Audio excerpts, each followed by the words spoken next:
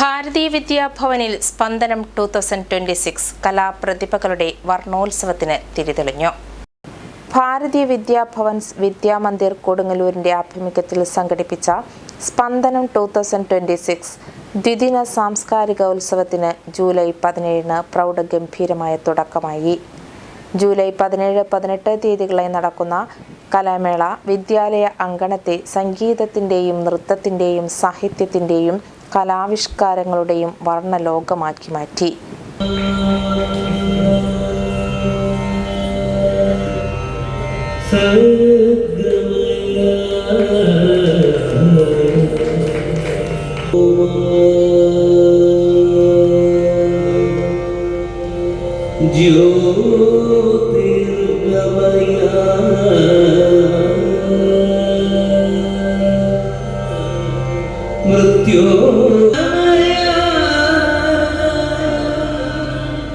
വിദ്യാർത്ഥികളുടെ സർഗാത്മകതയും കലാപാടവവും പ്രോത്സാഹിപ്പിക്കുക എന്ന ലക്ഷ്യത്തോടെ സംഘടിപ്പിച്ച സ്പന്ദനത്തിൽ 5 വേദികളിലായി 100 കണക്കിന് മത്സരാർത്ഥികൾ മാറ്റുരയ്ക്കുന്നു.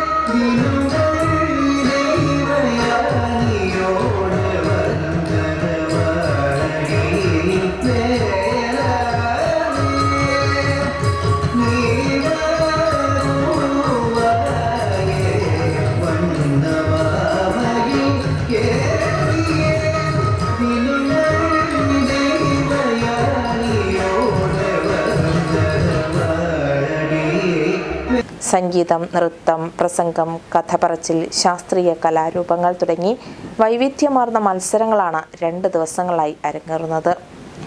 ആദ്യ ദിനത്തിൽ നടന്ന ഉദ്ഘാടന ചടങ്ങ് രംഗപൂജയോടും പ്രാർത്ഥനയോടും കൂടി ആരംഭിച്ചു.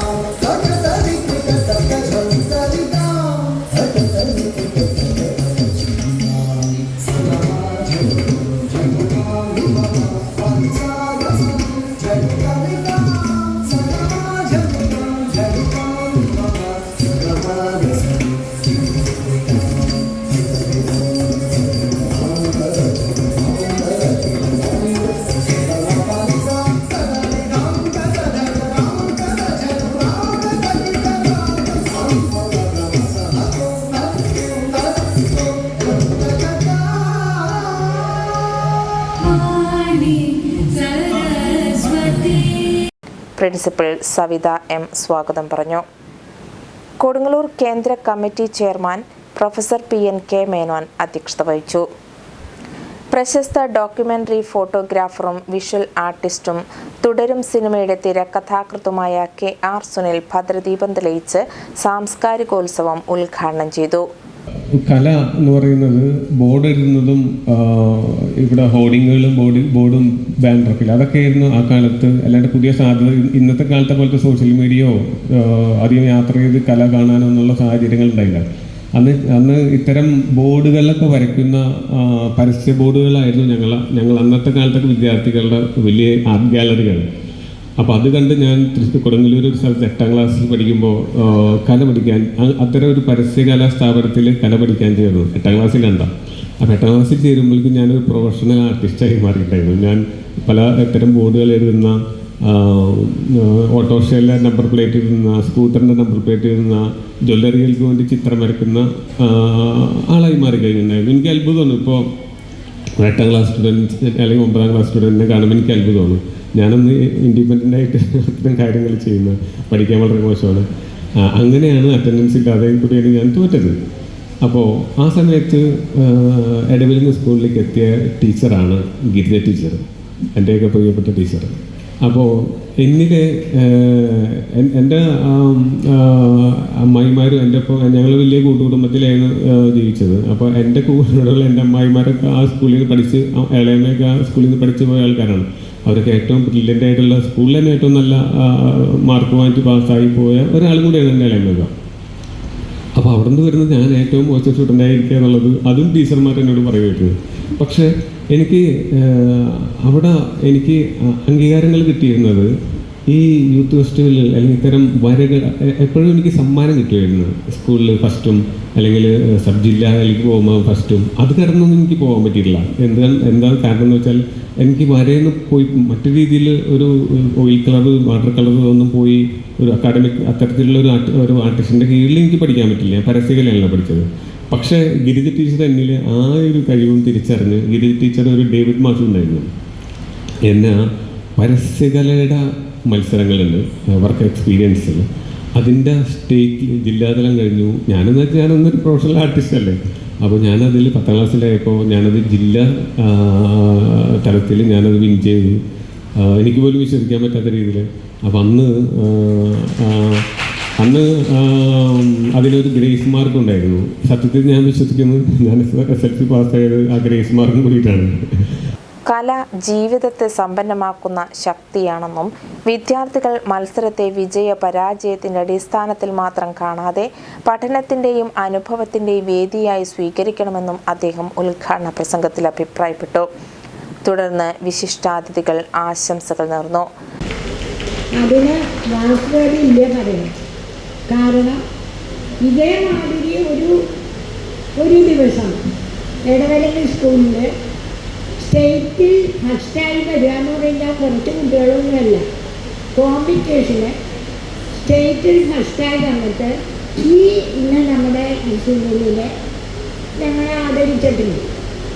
അതുപോലെ തന്നെ ഫോട്ടോഗ്രാഫി അവാർഡ് കിട്ടിയിട്ട് ഞാൻ ഇടവലങ്ങ സ്കൂളിൽ വെച്ച് ശ്രീനെ ആദരിച്ചിട്ടുണ്ട്. അതിനേക്കാളും ഒരു നിങ്ങളൊന്ന് ആലോചിച്ച് നോക്കൂ. ഭാവിയിൽ നിങ്ങളെ പഠിപ്പിച്ചൊരു ടീച്ചറെ വിളിച്ച് വരുത്തി ആദരിക്കുന്നു. അത് നിങ്ങൾക്ക് എന്ത് സന്തോഷം, ആ ടീച്ചർക്കും നിങ്ങൾക്കും എന്ത് സന്തോഷമായിരിക്കും. ആ ഒരു ദിവസമാണ് സുനിലിനെ പറ്റി പറയുകയാണെങ്കിൽ നല്ല അറിയാൻ ഞാൻ പറയുന്നില്ല, സമയമില്ല, എനിക്കറിയാം. നന്ദി പ്രകാശനത്തോടെ ഉദ്ഘാടന ചടങ്ങുകൾ സമാപിച്ചു. 2 ദിവസങ്ങളായി നടക്കുന്ന മത്സരങ്ങൾ വിലയിരുത്തുന്നതിനായി വിവിധ മേഖലകളിലെ വിദഗ്ധരായ വിധികർത്താക്കളുടെ സേവനവും ഒരുക്കിയിട്ടുണ്ട്. വിദ്യാർത്ഥികളുടെയും അധ്യാപകരുടെയും രക്ഷിതാക്കളുടെയും സാന്നിധ്യം മേളയ്ക്ക് കൂടുതൽ ആവേശം പകർന്നു.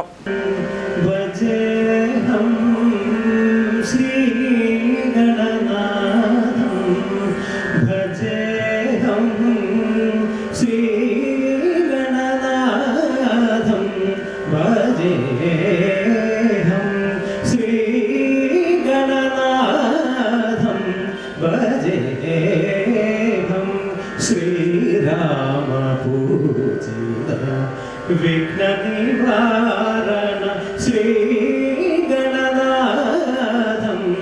ഭജേഹം.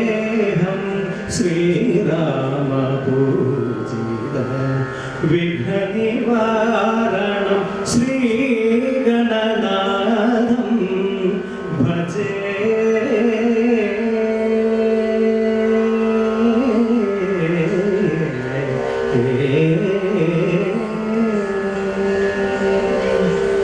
ശ്രീ പാർവതി പുത്രം ശ്രീ പാർവതി പുത്രം ശ്രുതജനസേവിതം ശ്രീ പാർവതി പുത്രം. 5 വേദികളിലായി ഒരേ സമയം നടക്കുന്ന മത്സരങ്ങൾ, വർണ്ണാഭമായ അലങ്കാരങ്ങൾ, കൃത്യമായ സംഘാടനം, SPG വിദ്യാർത്ഥികളുടെ സേവനം, അധ്യാപകരുടെ ഏകോപനം എന്നിവ സ്പന്ദനം 2026നെ ശ്രദ്ധേയമാക്കുന്നു. വിജയികളെ സമാപന ദിനത്തിൽ പ്രഖ്യാപിക്കുകയും വിവിധ വിഭാഗങ്ങളിലെ മികച്ച പ്രതിഭകൾക്ക് ട്രോഫികളും സർട്ടിഫിക്കറ്റുകളും സമ്മാനിക്കുകയും ചെയ്യും. കലയും സംസ്കാരവും ആഘോഷിക്കുന്ന ഈ മഹാമേള വിദ്യാർത്ഥികളുടെ സർഗാത്മകതയ്ക്ക് പുതുവഴികൾ തുറക്കുന്ന വേദിയായി മാറുമെന്ന് സംഘാടകർ അറിയിച്ചു.